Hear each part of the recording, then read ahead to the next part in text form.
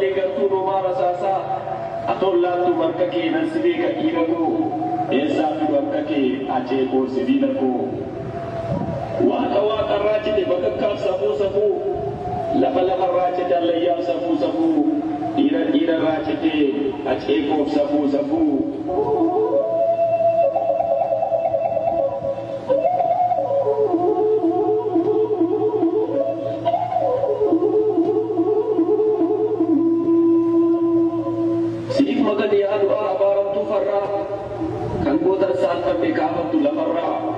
siif magani yaadache salphoo gadi kan jabaan saalfanne nyaatu guyyaa adii karaa dheeraati naafee kan fuuldura kotaa'u jedhee otuu bira ga'u facee guyyaa lakkaa'u maal safuun eegduu abaaramtuu du'aa gaafa tacee nyaatu eenyutu bakka bu'a sanduuqan banamne seensitte kaabiyyoo lakki jettee fidduu nyaattee reebiyyoo qabsaa'aa Oromoo kan baafte lubbuusaa kan jireenyaa ga'u Ismayool Mamuusaa kan bakarsiin ga'uu kan tasbuu camadaa maal taate yaabiyyoo maaf nutoofta madaa gurguddoota keenya kan fixxe nu keessaa ergaa caaluuti caaluu keessaa kan firrii fi maatii hin deebisne iyyee tuu ati salphoo wayii si amanu biyyee maal guyyaa wiixataa maal maaliin bariite kan mariif fira korraa qaqqooteen ariite karaa dheeraa gaafee kan fuuldura kotaa'u maaloo sitti tolaare gaafa saanduqa taa'u nanjoore kaa foon maddiin naqoore kaa lukni sanyii dhabeessaa rasaasaan nasoore kaa yaa ijoollee biyya kootii hundumtuu haadhoo kootii nagaatani sokkeera sanyiin koo sanyii mootii jirtu ijoollee biyya koo jirtu ijoollee Oromoo jechuun egaa hidhafee an sokkeera kaa qomoo nagaatti ka qeerroo koo nagaatti ka yaa qarree ani boqodhee taa'eera gootota du'an tarree ilaamee Oromoo koo abbaa daalee abbaa shaanqoo du'at qalbii na butee an wallaaleera waan koo garaa kiyya na nyaatte nan wallaale akka ishee ijoollee koo guddisaa isheen geenye bakka ishee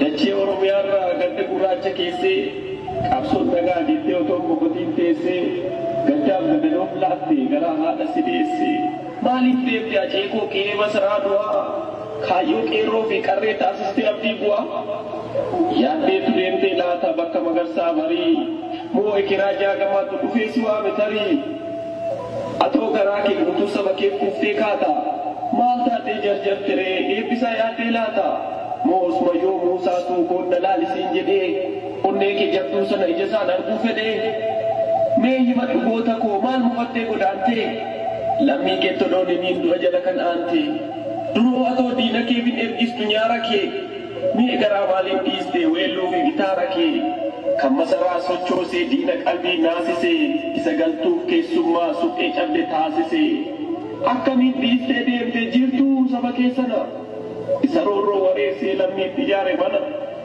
atoo daban hojjenne sabaaf qabsoo makmaaktee dhugaa ifatti baasuuf gola seenaa marmaartee ajeekoo ilma sabaa onnee saba kanaa maatii fi ilmoo keetti maal dhaabtee baate manaa maal dhaabbatteetti deemtee dhala kee gichuu keetti maal isaa saatteetta qaqqaalii michuu keetti weellistoota Oromoof mee maal dhaamte adaraa warra kaayyoo milkeessuuf reebuu jalqaban karaa atoo miidhagsuu malee hin beektu seenaa faaluu qeerroo qarreensi waamuun dubbadhu kaa jaalu duroo callisuun beektu biyya lammii dhageessee har'aoo maaltu ta'e garaa jabaattee teessee saba Oromoo si waamaa malaabaa kee birursee qeerroo qarreensi waamuuf dabqa dhiigaa furdursee har'a raawwatee laataa maalan jiraan kisuni gadoo garaa of keenyee siif waa jirraam nuni seenaa lallabuu keetu si ganee laata tarii kan baate achi naftee unuun dhoksitee barii yaa jabaa haati deessee goota qophii kiilolee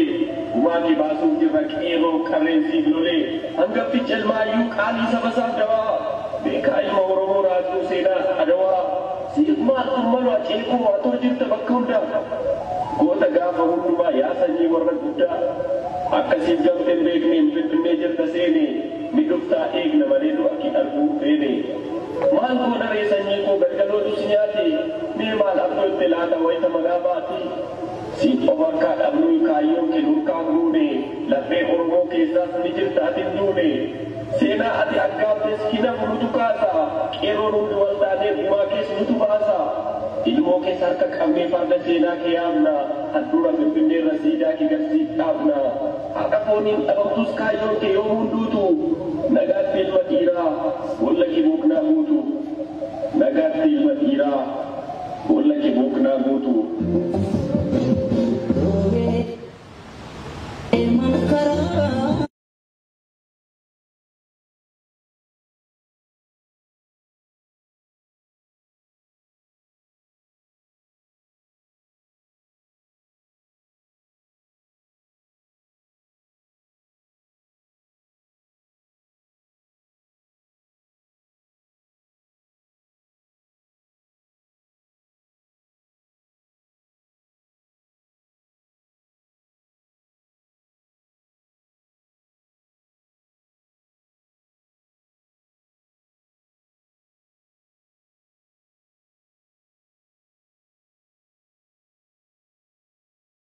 Haacaaluu Hundeessaa waan barreesseeffe maatiirraa waan beekurraa waan yeroo inni lubbuun jiru isa waliin haasa'e walitti qabee nu dabarsuu deema nu caqasaa.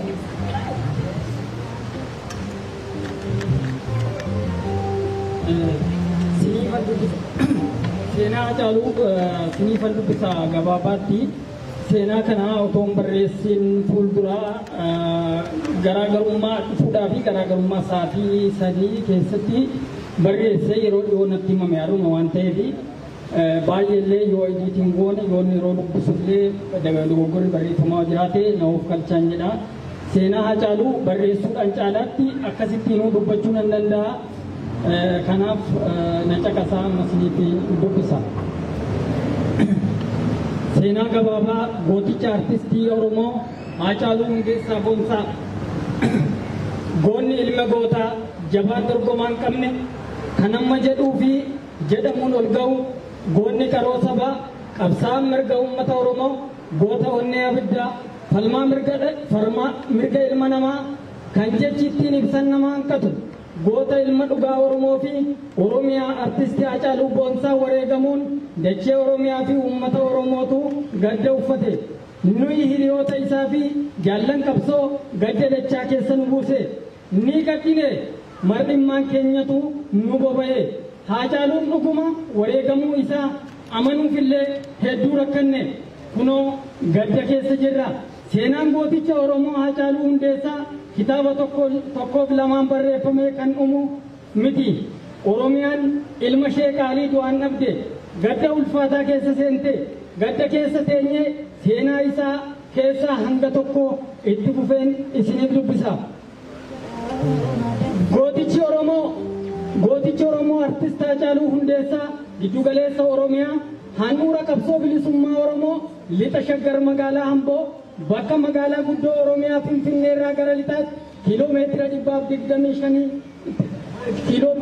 125tti tilmaamamu fagaattee argamtutti abbaa isaa obbo Hundeessaa Boonsaa fi harmee isaa aadde guddattuu horaa irraa bara 1978tti dhalate. Gootichi ilmi sabaa kun abbaa fi haadha isaatiif mucaa shanaffaa yoo ta'u uummata Oromoo miliyoona 50 oliif tokkicha qixxee fi dorgomaa hin qabnedha.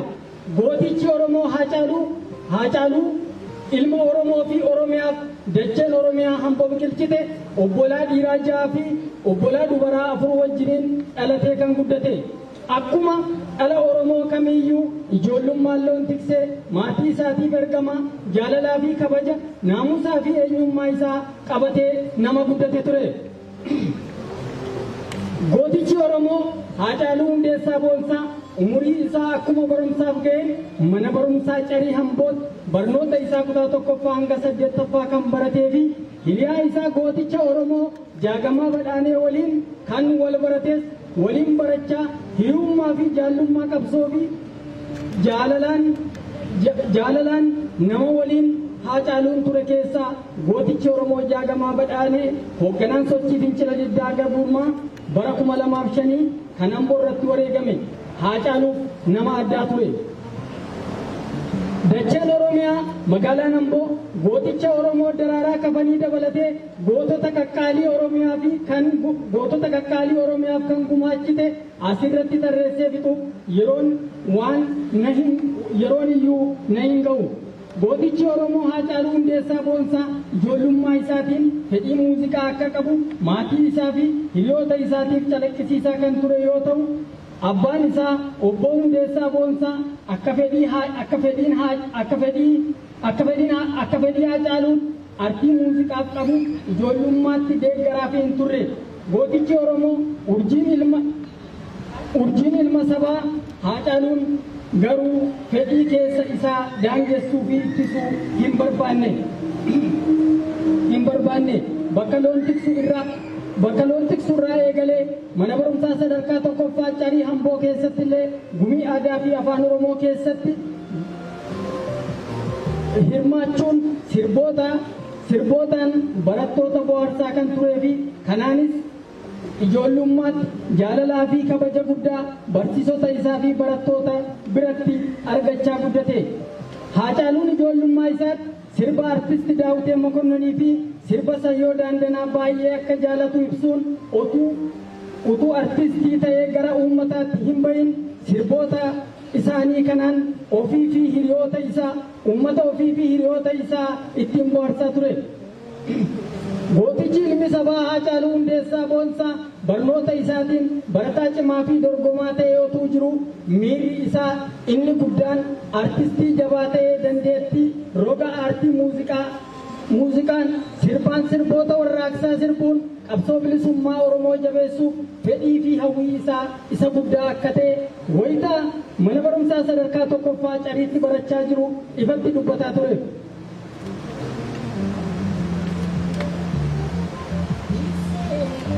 Gootichi waan jedhu hojiin argisiisuun beekamu Haacaaluu Hundeessaa dandeettii aartii uumamaan badhaafame manneen barnootaa keessatti barattootaa fi barsiisota keessatti sabboonummaa ijaaruu fi jabeessuu adda durummaadhaan hojjete.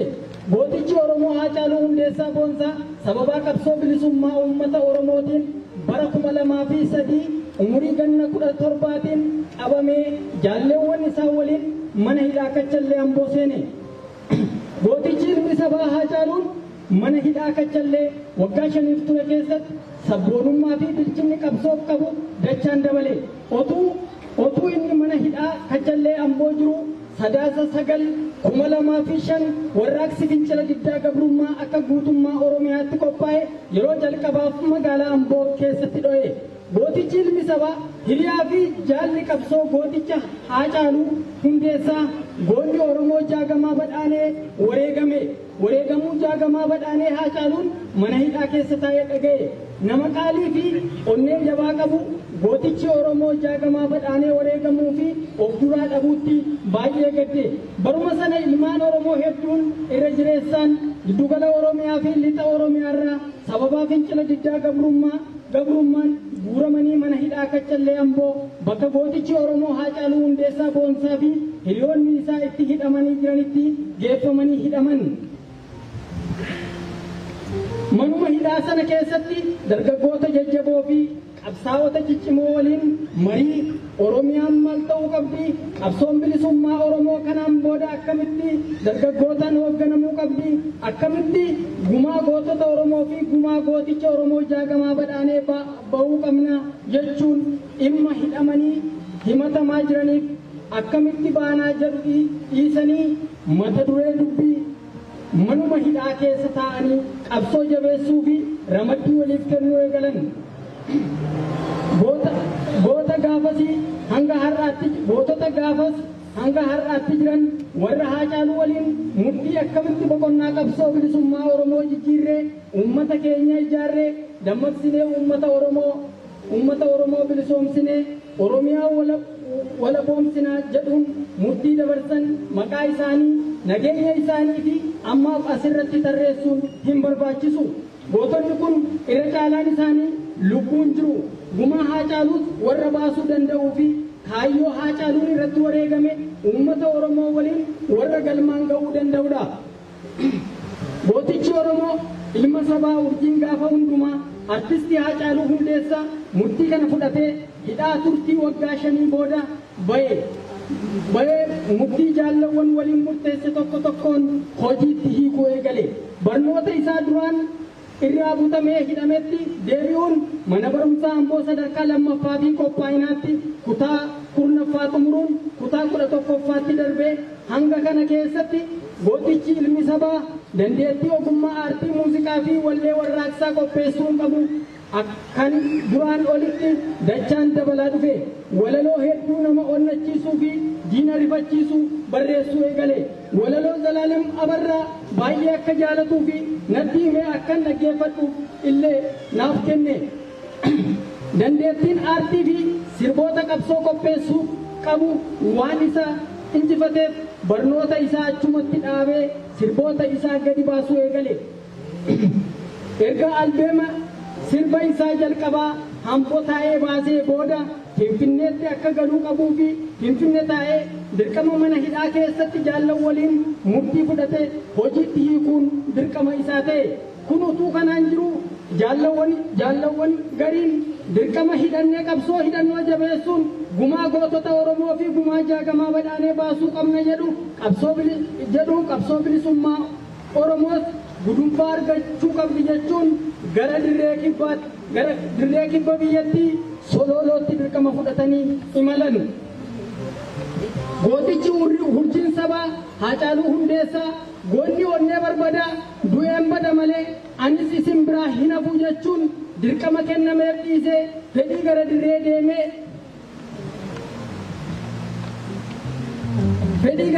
deemee qabsoo hidhannoo gochuuf qabu ifatti gaafate. Jaallan isaa gooticha kana teessisuun dirqama isaa gaafa mana hidhaa keessatti kennameefiin ala akka inni gara dirree hin deemne kadhatan boodarra ni amansiisan. Haacaaluun onnee isaatu isa dirqisiisa malee nama dirqama isaa beekuu fi hojiitti hiikuun yeroo sanayyuu jajamu ture. Sana booda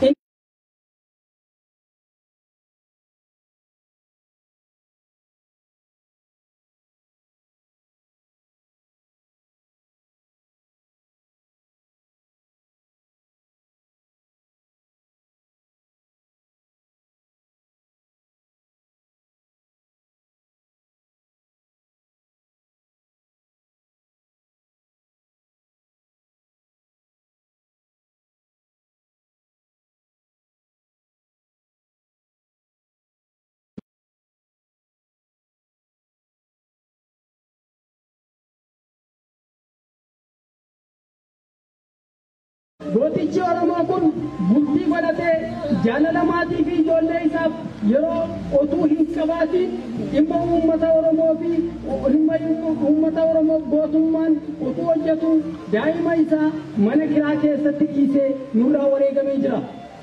Gootichi Haacaaluu Hundeessaa addatti baroota 2013 amma baroota 2014 keessa of eeggannoo guddaan dirqamoota jajjaboo seenaa bara baraan hin dagatamne uummata isaaf dalageera. Bara kana keessa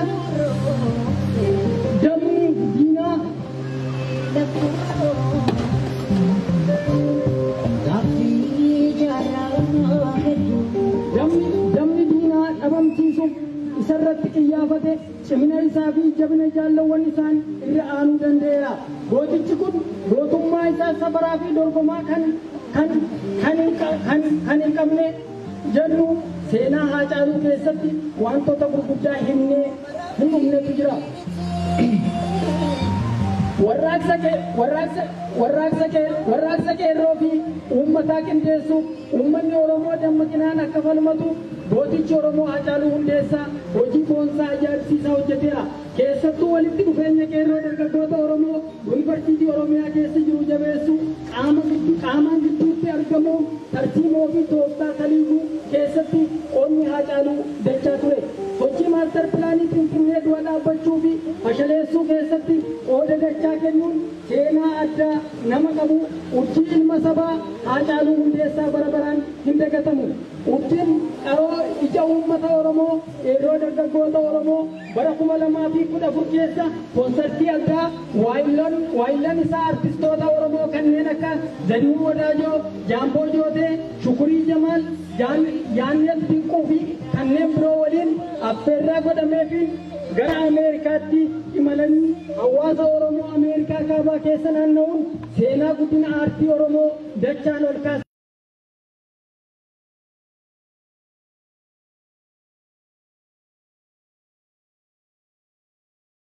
Fal'uusa gabaabaatti seenaa kana otoon barreessin fuulduraa garaagarummaa dhufuudhaa fi garaagarummaa sa'aatii 3 keessatti barreessee yeroo dhiyoonatti gootichi Oromoo waayillan isaa muraasa waliin calaqqee biyya adiin otuu hin moofamiin gara biyyaatti kan deebi'ee fi erga gara biyyaatti deebi'ee immoo daranuu seenaa ajaa'ibsiisaa sirboota isaa uummata Oromoo tokkoon jabeessuu fi qabsoo qonnachiisuun qabsoo bilisummaa Oromoo wallee warraaqsaan hoogganuu keessatti gahee olaanaa qabateera. Kanumaan otuu jiru bara 2018 keessa sabboontonni Oromoo waldaa hawaasa Oromoo biyya Kanaadaa jiru waliin ta'uun koonsartii qopheessanii affeerraa addaa gooticha Oromoo artistii Haacaaluu Hundeessaaf godhanii koonsartii qophaa'e kutaalee bulchiinsa Kanaadaa fi magaalota gurguddoo kanneen akka Torontoo, Edmontonii fi Kaalgaarii keessatti bifa ajaa'ibsiisaa ta'ee fi koonsartii sadarkaa isaa eeggate hojjechuun meeshaalee muuziqaa guutuun taphatee aartii Oromoo keessatti sadarkaa duraa qabachuu danda'e.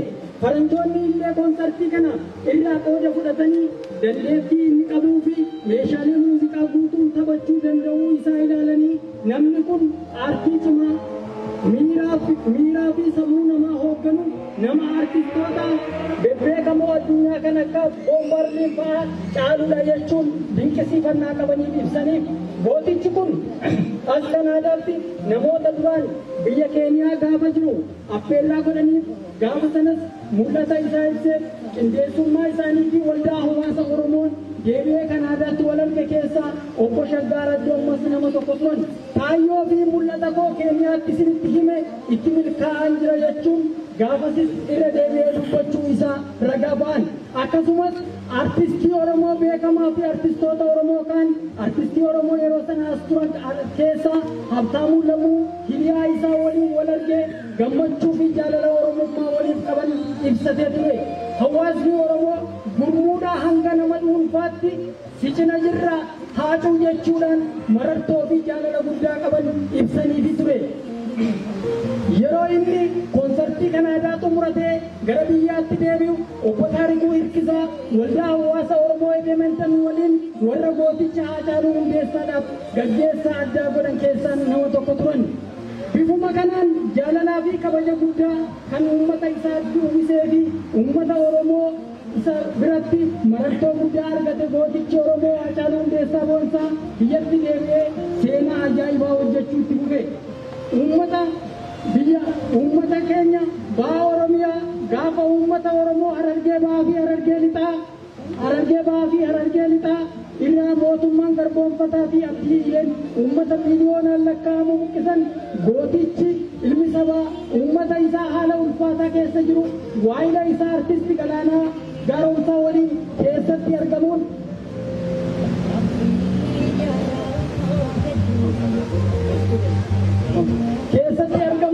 akkaan jajjabeessuuf fi uummanni Oromoo dammaqinaan akka uummata keenyaaf dirmatu gochuu keessatti qooda olaanaa kanneen ba'an keessaa isaan hangafaati. Sanarra deebi'ee yeroo mootummaan uummata rasaasaan fixaa ture jilbeeffatutti waltajjii addaa galma Barkumeetti qophaa'e irratti argamuun jirtuu qeerroo jedhuu fi geerarsa ajaa'ibaa haalaan uummanni Oromoo keessa jiru ibsu ijaa fi gurra uummata Oromoo ta'ee keessattuu jirtuu qeerroo jechuun godinaalee Oromiyaa 11 dabaree sagalee isaa kiilolee sanaan waamuun tokkummaa qeerroo dargaggoota Oromoo gadi jabeessuun teessoo garboonfataa raase. Gootichi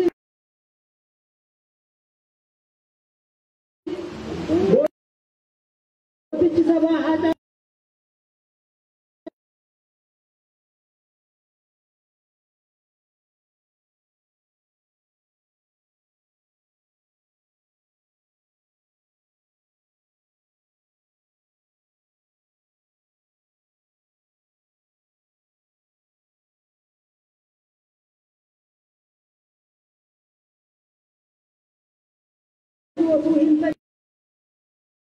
kaayyooti amanture gaafa bilisummaa Oromoo abaawoon araara mootummaa waliin godhee biyya deemee obboleessi gooticha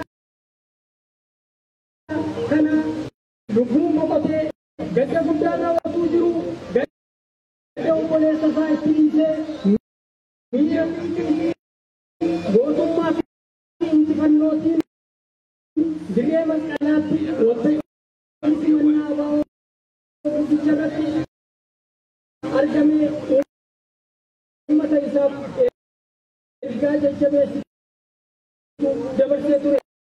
Gadda ulfaataa keessa seentee Haacaaluu gadda keessa teenye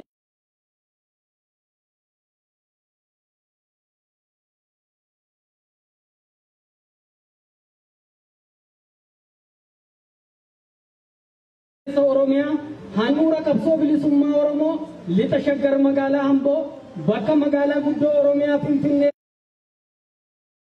25 kiiloomeetira 25 tti tilmaamamu fagaattee argamtutti abbaa isaa obbo Hundeessaa Boonsaa fi harmee isaa aadde guddattuu horaa irraa bara 1978 tti dhalate.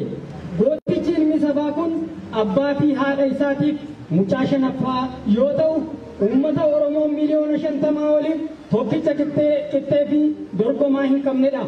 Gootichi Oromoo Haacaaluu ilma Oromoo fi Oromiyaaf dacheen Oromiyaa hamboo biqilchite obbolaa dhiiraa 6 fi obbolaa dubaraa 4 wajjiniin dhalatee kan guddate. Akkuma dhala Oromoo kamiyyuu ijoollummaan loon tiksee maatii isaatiif ergama jaalalaa fi kabaja naamusaa fi eenyummaa isaa qabatee nama guddate ture. Gootichi Oromoo Haacaaluu Hundeessaa Boonsaa umurii isaa akkuma barumsaaf ga'e mana barumsaa Carii Hamboot barnoota isaa kutaa 1ffaa hanga 8ffaa kan baratee fi hiriyaa isaa gooticha Oromoo Jaagamaa Badhaanee waliin kan wal barates waliin barachaa hiriyummaa fi jaallummaa qabsoo fi jaalalaan nama waliin Haacaaluun ture keessaa gootichi Oromoo Jaagamaa Badhaanee hoogganaan sochii fincila diddaa gabrummaa bara 2005 kan Amboo irratti wareegame Haacaaluuf nama addaa ture. Dacheen Oromiyaa magaalaan Amboo gooticha Oromoo daraaraa kafanii dabalatee gootota qaqqaalii Oromiyaaf kan gumaachite asirratti tarreessee fixuuf yeroon iyyuu na hin ga'u. Gootichi Oromoo Haacaaluu Hundeessaa Boonsaa ijoollummaa isaatiin fedhii muuziqaa akka qabu maatii isaa fi hiriyoota isaatiif calaqqisiisaa kan ture yoo ta'u abbaan isaa obbo Hundeessaa Boonsaa akka fedhii Haacaaluun artii muuziqaaf qabu ijoollummaatti deeggaraa fi hin turre. Gootichi Oromoo urjiin ilma sabaa Haacaaluun garuu fedhii keessa isaa daangessuu fi ittisuu hin barbaanne bakka loon tiksu irraa eegalee mana barumsaa sadarkaa 1ffaa Carii Hamboo keessatti illee gumii aadaa fi afaan Oromoo keessatti hirmaachuun sirbootaan barattoota bohaarsaa kan turee fi kanaanis ijoollummaatti jaalalaa fi kabaja guddaa barsiisota isaa fi barattoota biratti argachaa guddate. Haacaaluun ijoollummaa isaatti sirba artisti Daawitee Mokonnonii fi sirba Sayyoo Daandanaa baay'ee akka jaalatu ibsuun utuu artistii ta'ee gara uummataatti hin bahin sirboota isaanii kanaan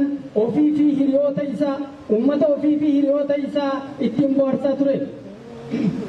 Gootichi ilmi sabaa Haacaaluu Hundeessaa Boonsaa barnoota isaatiin barataa cimaa fi dorgomaa ta'ee otuu jiru miirri isaa inni guddaan artistii jabaa ta'ee dandeettii roga aartii muuziqaa muuziqaan sirbaan sirboota warraaqsaa sirbuun qabsoo bilisummaa Oromoo jabeessuuf fedhii fi hawwii isaa isa guddaa akka ta'e wayitaa mana barumsaa sadarkaa tokkoffaa Cariitti barachaa jiru ifatti dubbataa ture.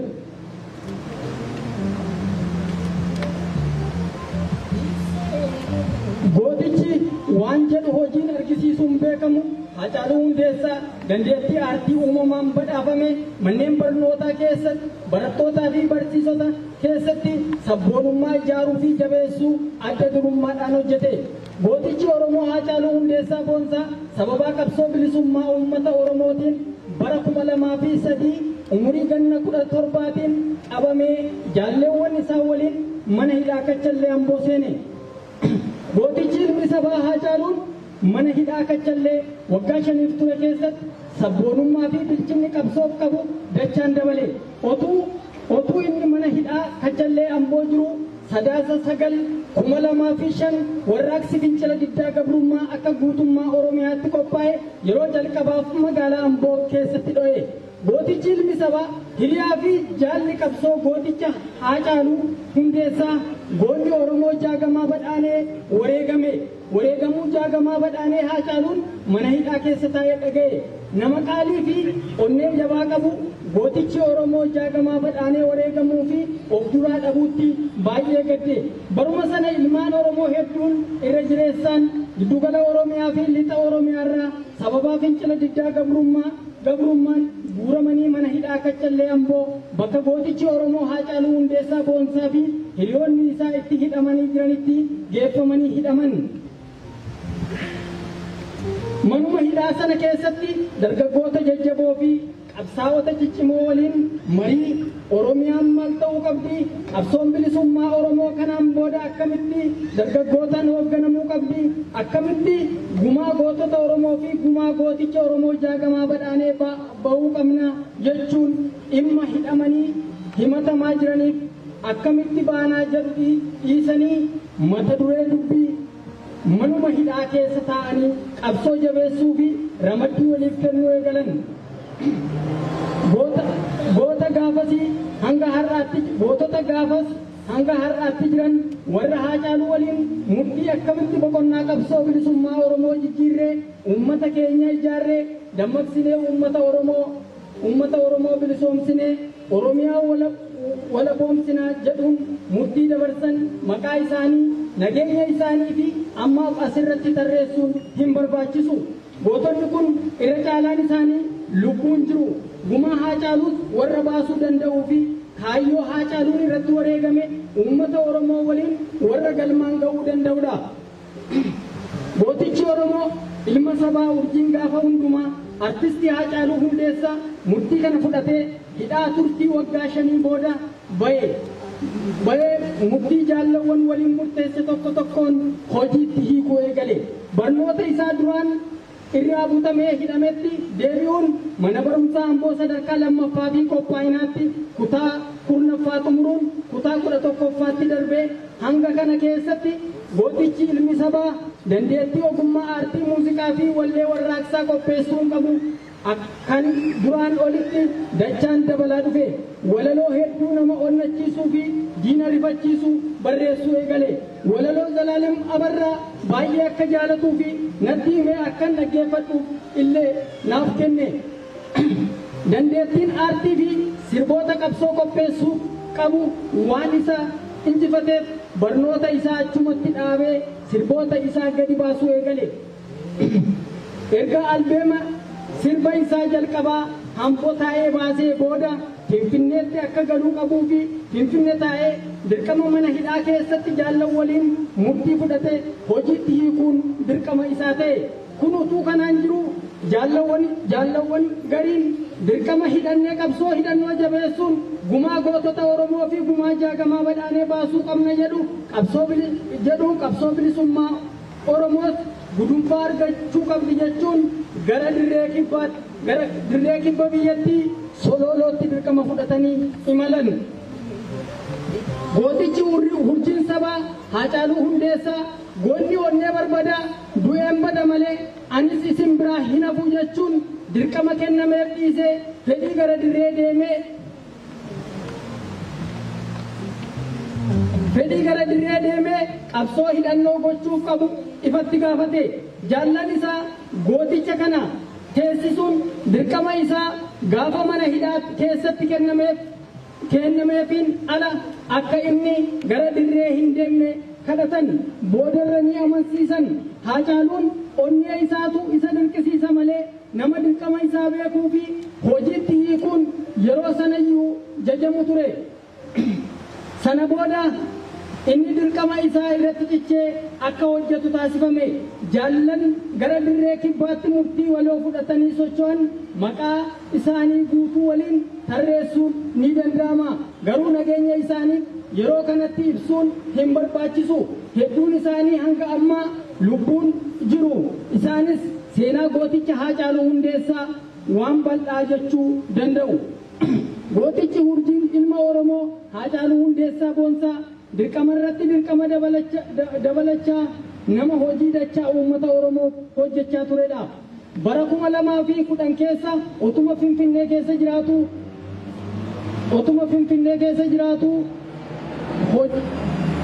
bara 2010 keessa utuma Finfinnee keessa jiraatu uummata eerroo fi abbootii qabeenyaa hojjettoota ijaaraa jirta jechuun Finfinnee keessaa ukkaanfamee mana hidhaa Maakelaawuu itti darbatamee ture. Yeroo sana hidhamuu isaa waliin wal qabatee Oromiyaa fi addatti magaalaa Hambootti warraaqsi dho'uuf kanaan Haacaaluu dafanii gadi lakkisanii. Bara 2011 keessa waldaan hawaasa Oromoo karaa obbo Shaggaa Araddootiin durfamu biyya Keeniyaa magaalaa Naayiroobiitti koonsartii tokko qopheessanii gooticha ilma Oromoo artistii Haacaaluu Hundeessaa fi artistii Jaamboo Jooteef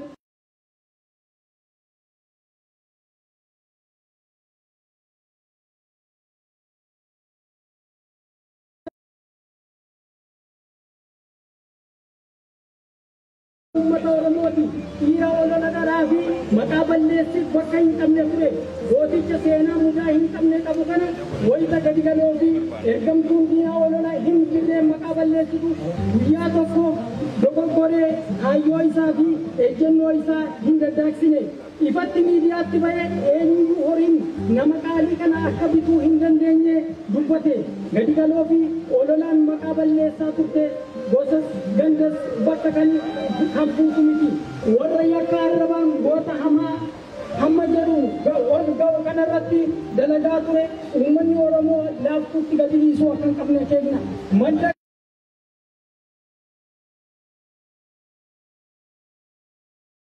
Haacaaluu Hundeessaadhaaf gaggeessaa addaa godhan keessaa nama tokko turan. Bifuma kanaan jaalalaa fi kabaja guddaa kan uummata isaatti uwwisee fi uummata Oromoo isa biratti marattoo guddaa argate gootichi Oromoo Haacaaluu Hundeessaa Boonsaa biyyatti deebi'ee seenaa ajaa'ibaa hojjechuutti fufe. Uummata keenya baha Oromiyaa gaafa uummata Oromoo Harargee bahaa fi Harargee lixaa irraa mootummaan garboonfataa fi abdiileen uummata miliyoonaan lakkaa'amu buqqisan gootichi ilmi sabaa uummata isaa haala ulfaataa keessa jiru waa'ila isaa artisti Galaanaa Gaaromsaa waliin keessatti argamuun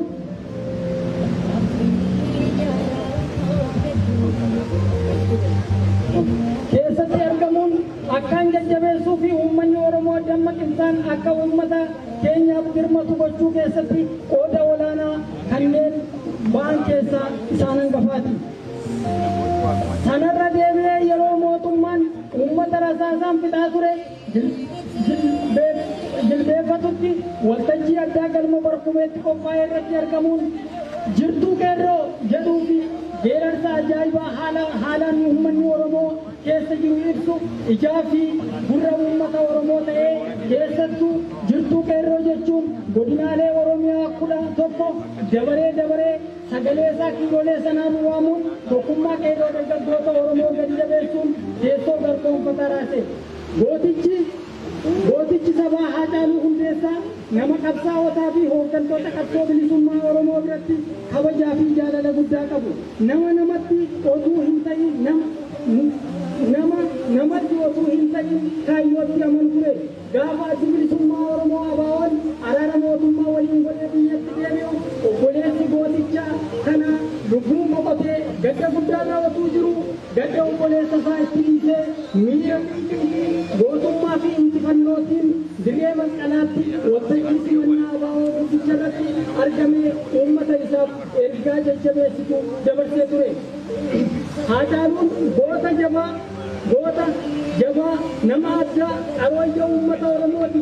Dhiira olola dharaa fi maqaa balleessiif bakka hin qabne ture.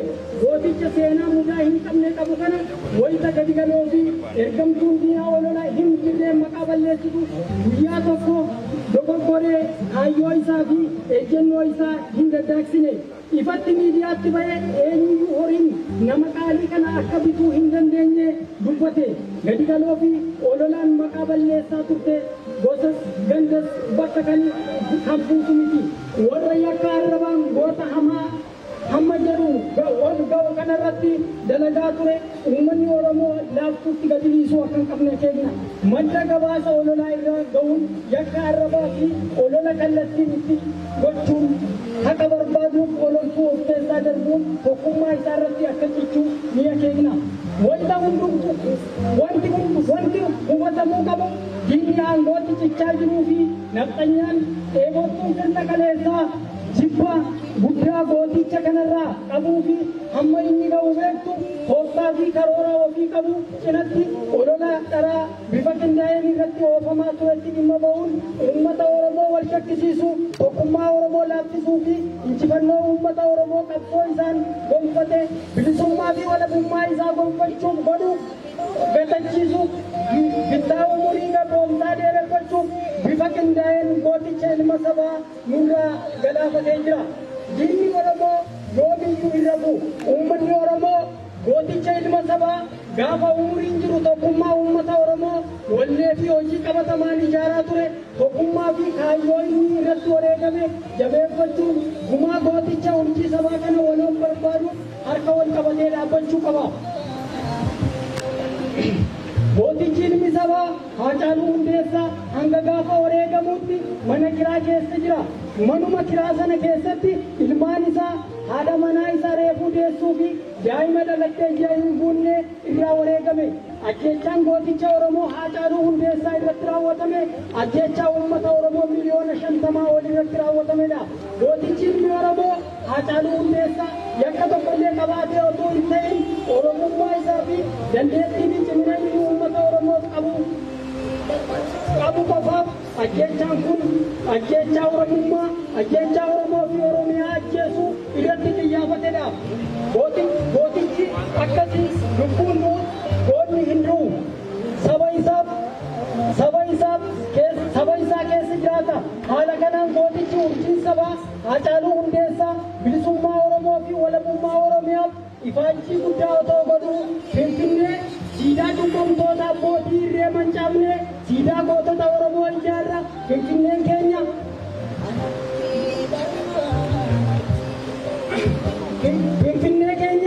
dhuunfachuu qabna otuu jedhu waxabajjii 29/2020 galgala keessaa kilmaama sa'aatii 3tti magaalaa Finfinnee kutaa bulchiinsaa Qaaqii galaan kondominiyeemii bakka jedhamutti rasaasa diinaan tumamee wareegame.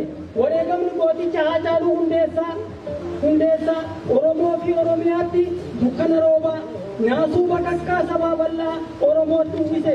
Keessi keenya ni madaa'e. Wareegamni isaa wareegama seenaa kan bara baraati.